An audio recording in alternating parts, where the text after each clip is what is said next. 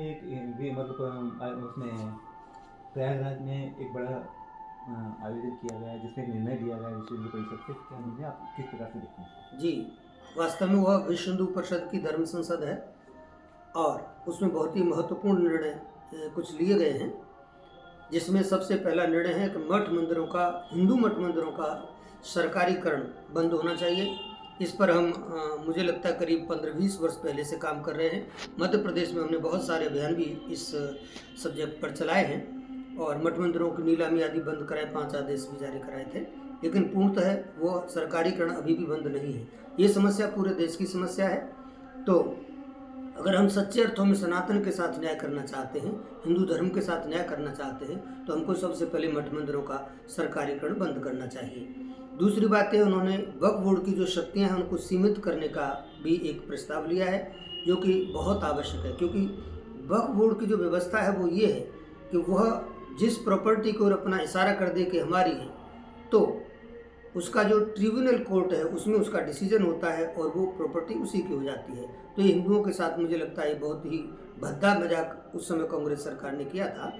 तो ये निश्चित रूप से इसकी जो शक्तियाँ उनको कम करना चाहिए, नियमित करना चाहिए, संयमित करना चाहिए।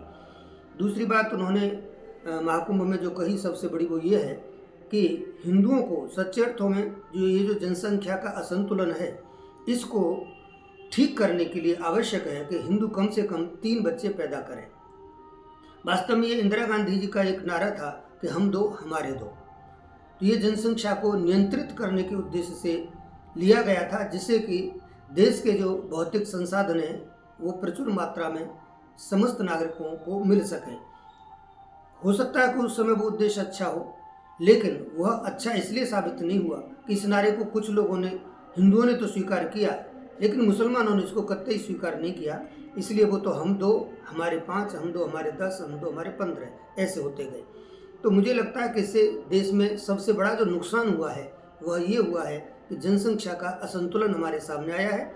इसलिए किसी भी कीमत पर अब हिंदुओं को अपने दृष्टिकोण को थोड़ा सा बदलना पड़ेगा और थोड़ा भगवान पर विश्वास भी रखना पड़ेगा। हिंदुओं को ये बात समझनी चाहिए कि जब उनका अल्लाह उनके 25 लोगों का पेट पालन कर सकता है, तो आपके तो 33 कोटि देवता हैं, आपकी संतानों का पालन क्यों नहीं करेंगे? उनको पुरुषार्थी बनाओ, उनको योग्य बनाओ, उनके अंदर पात्रता लाइए। लेकिन ये मत डरिए कि 1 से 2 हो गए तो बस मर जाएंगे, फिर तो देश रसातल में चला जाएगा और क्या होगा, ऐसा कुछ नहीं होने वाला। देश में जो संसाधन हैं वो हिंदुओं के लिए और मुसलमानों के लिए बराबर ही तो हैं। इसलिए अगर वो संसाधन बराबर हैं तो फिर संतान पैदा करने में आखिर हिंदुओं को इतनी बड़ी झिझक क्यों, इतना बड़ा भय क्यों, इतना बड़ा डर क्यों? मुझे दुख इस बात का होता है कि जब जब जनसंख्या की बात आती है तो हिंदुओं को टारगेट किया जाता है, उन्हीं को दबाया जाता है, उन्हीं को कम बच्चे करने की सलाह दी जाती है। तो इतने लंबे अनुभव के बाद अब हम ये बड़े खुले मन से इस बात को कह सकते हैं कि अब हिंदुओं को डरने की आवश्यकता नहीं है।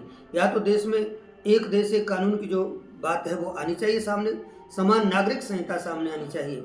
अब ये नहीं चलेगा कि हिंदू केवल 1 बच्चा पैदा करे और दूसरे लोग 5-5 और 10-10 बच्चे पैदा करें, क्योंकि इससे जनसंख्या का संतुलन होता है और देश के सामने एक बड़ी चुनौती खड़ी होती है। तो अगर सच्चे अर्थों में हम देश के संसाधनों की चिंता करते हैं, हम देश के विकास की बात करते हैं, तो ये सार्वभौमिक होनी चाहिए, न कि सिर्फ और सिर्फ हिंदुओं के विषय में हम ऐसा कर सकते हैं।